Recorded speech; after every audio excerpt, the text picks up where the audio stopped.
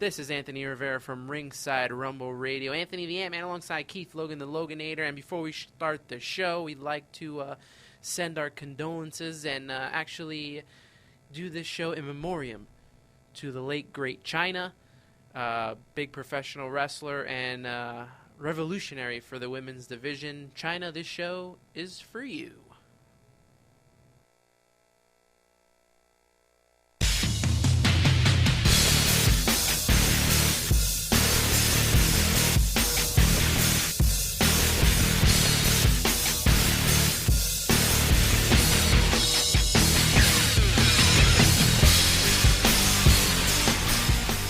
Ringside Rumble Radio here, right here, alongside Keith Logan, the Loganator. And have you noticed I did not say UCR Network? We're doing a little itty-bitty change, well, maybe a big change. Little big change. Little big change.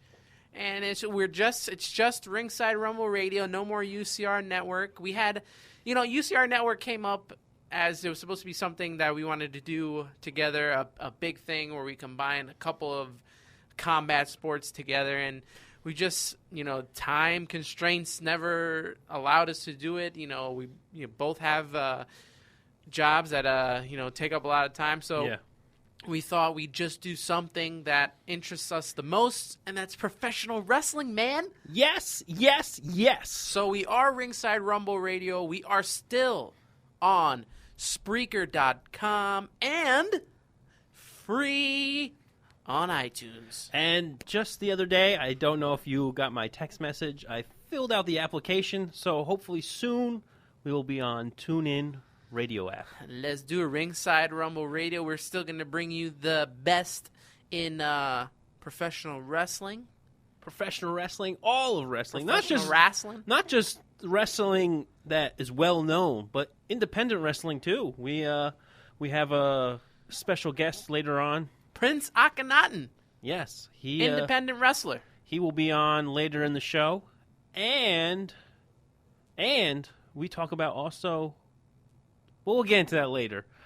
You set up the tease. I did, and you dropped them. You set up the tease and then you dropped them. That's how you gotta do it. You gotta get them all excited and then wait a little bit. Gotta hook lines. It's like fishing. You gotta fish them in a little bit. Reel them in. Get the big bait. Get them all excited. Well, this show is gonna be all fun, but on a serious note, as you heard right before the show, we lost another member of the wrestling community as the ninth wonder of the world passed away. Chyna. We lost Chyna at 45 years old, so young. She was definitely, like I said in the beginning, a revolutionary in the women's division of wrestling, kind of someone who kick-started bringing the women back into wrestling. Not even women. I mean, she held down, she was her own kind. She held the Intercontinental Championship. First woman. Only woman to hold it.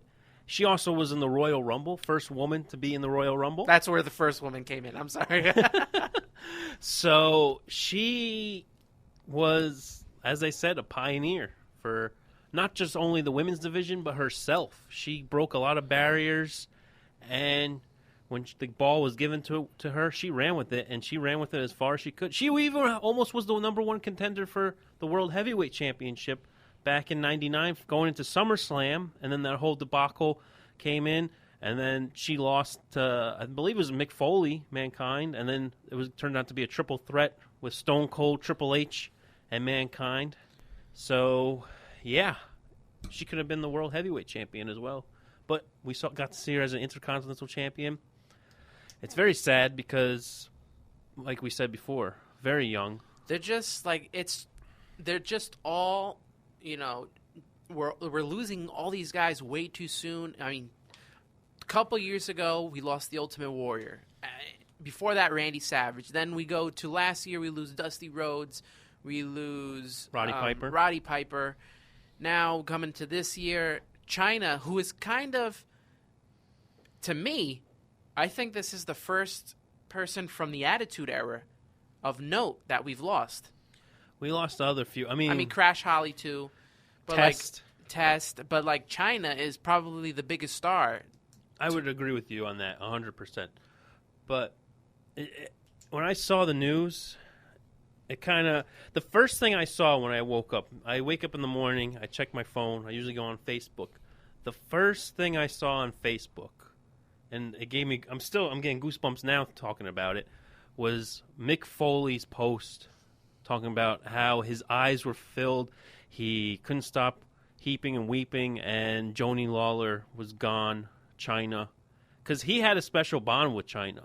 He talked about how his daughter Noelle would be in the backstage area, and Chyna would take her to her dressing room and do makeup and let her hang out, and they had a special bond.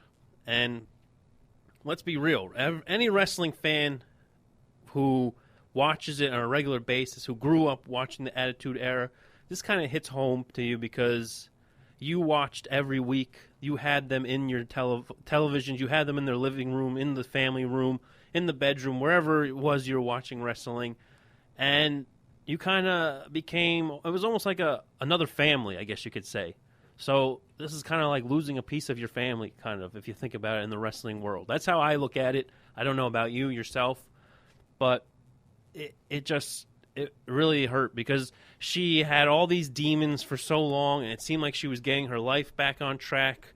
She had the whole issue being basically blacklisted by the WWE, as reports have indicated, with Triple H and Stephanie, and the fact that she was doing porn, that WWE was all PG and didn't want her in. And then all of a sudden, she passes away, and then you see who's making note about it, the WWE. But the WWE kind of just washed her away for all these years. Now all of a sudden she's dead. Oh, well, let's now remember Chyna. There were so many years that Chyna was there and not there that could have been recognized. She should have been in the Hall of Fame long before this happened. And it just kind of upsets me because she also was on YouTube pitching to make amends with Vince McMahon and Triple H. Mm-hmm. And unfortunately, it never happened, and it's just a shame. Now, did you ever have the liberty of meeting Chyna? I did not. I did not meet Chyna. Why this hits close to home to me is because I met her at her book signing back in 2001. I went to Bookends in Ridgewood, New Jersey. Big wrestling fan. I always liked Chyna, and I decided I'm going to go meet Chyna and get the autograph. And it also hits home to me because my father, who passed away last year, he went with me and waited online for the long, about hour and a half. And my dad was not a wrestling fan by any means. He could not understand why his eldest son was all into wrestling. He's like, this is fake, right? And I'm like, calm down, Dad. It's fun. He's like, she's nothing. It's going to be fake. And then as soon as we got up to the line, he went silent when he finally got to see Chyna from about 2 feet away, and he didn't say a word. And I was so nervous meeting Chyna, I remember, and she signed the book. And did you get a picture? I did not get a picture. It was before cell phone times. I was going to bring a camera, but I think I forgot to bring it last minute. So I did get to meet her. I gave her a handshake, and I gave her a bit of a hug, and that's something I'll have the rest of my life as a memory. That's a memory that you'll never forget. Yeah. So. And I really don't want to get into what happened after she left wrestling, the porn and all that stuff. And talk the positive. We'll talk the positive. We're going to stay positive. We're going to stay with the good memories. We will remember Chyna. Everyone knows she came up with DX, with Triple H, and Shawn Michaels at the time when DX originally started. And, they had a big run. And then, as we know, Stephanie came in the middle, and Chyna got kind of pushed to the side as that Stephanie and that McMahon Helmsley era began, and Stephanie joined DX. But I gotta say, my favorite time with Chyna had to be with Eddie Guerrero and Latino Heat. Yep, that was the best time, and I think even Mick Foley said this when he was posting a post after that one that you were talking about. He said the best time he saw was when Chyna and Eddie Guerrero together, because Eddie Guerrero brought this vulnerability out of Chyna, who was this big, tough girl, and he made her a sympathetic figure, Mm-hmm. and Chyna brought a character out of Eddie Guerrero. Because if you remember, Eddie Guerrero was always a serious. Yep. He was the serious Mexican wrestler, and he brought that character. She brought that character out of him. The comedic, funny, but he could still wrestle and still go at it. And those two together, Latino heat, and like you said, Mamacita, that was some of the best times in for the WWE and the Attitude Era. And as soon as she passed away, I started looking up clips. I looked up the music video, his theme song. You posted that, didn't you? I posted that on Facebook, and then I saw. I was just like, you know what? I miss the Attitude Era, man. Just brought back so many memories. Mm-hmm. It does. And you also posted that picture with Eddie Guerrero and Chyna. What did it say? Like, welcome to heaven, Mamacita, or something? Yep. And, man, Chyna is definitely going to be missed. And another person that is not in the Hall of Fame and we can't see physically get into the Hall of Fame. I felt like last year when they put Randy Savage into the Hall of Fame, I felt it was bittersweet because I wanted to see the speech. Mm-hmm. This thing that, Vince McMahon and, I don't know, Triple H, that they have, that it's hard for them to forgive that easily because of some PG error thing that they're going through. Oh, this person did this and we can't put him in for this. But if you remember, the Attitude Era was all, you can't just forget about it. No, you had guys cutting promos talking about sucking this and doing this and Val Venus doing if we're gonna be things real in the back. here, if we're going to be real for 1 second, it was Triple H and Shawn Michaels who started the whole thing. Yeah. The Attitude 100%. Era began because of them, and then Austin became his character. But the Attitude Era, all this funny nonsense happened because Shawn Michaels and Triple H started it. Yeah, because they were kind of being held down. They just were like, we're going to just go out and be ourselves. And Vince was kind of upset at the beginning, and then it just worked. If you watched the Monday Night Wars, they even talk about DX and all, and how they basically started the whole Attitude Era. But you talking about how the whole PG thing, I was reading something online, and I started thinking about it, and it makes a lot of sense. How they kind of got rid of, they don't want to acknowledge how Chyna is in because she did some things that wrestling and WWE don't want to talk about. Yet you have X-Pac always in behind the scenes. He was at WrestleMania. He was at WrestleMania last year with the whole DX angle. Yet he's no he's not somebody who you would think positive of. He's done his fair share of bad things. Would you have to agree on that? Yep. They all have. I mean, he made a movie with Chyna, for God's sakes. Yet he's still in the WrestleMania hanging out with Triple H and reunited DX when they did that last year with the whole Sting thing. So it kind of angered me a little bit. But I mean, let's take it for what it is. Let's not throw any, let's not throw any wood at the fire, and let's just think in a positive.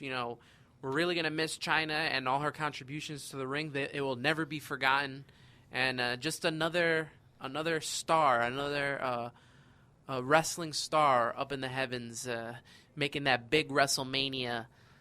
Super WrestleMania when we go up there one day. More like a Royal Rumble. Yeah. Well, we're going to take a quick break.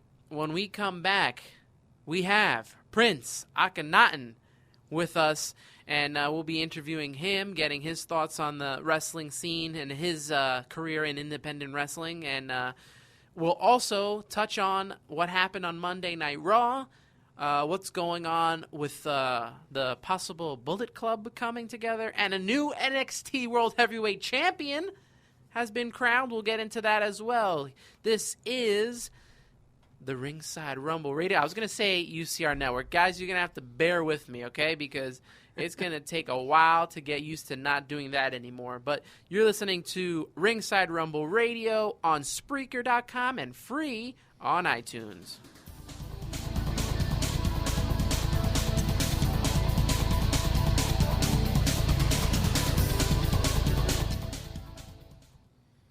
Man, do I love card night.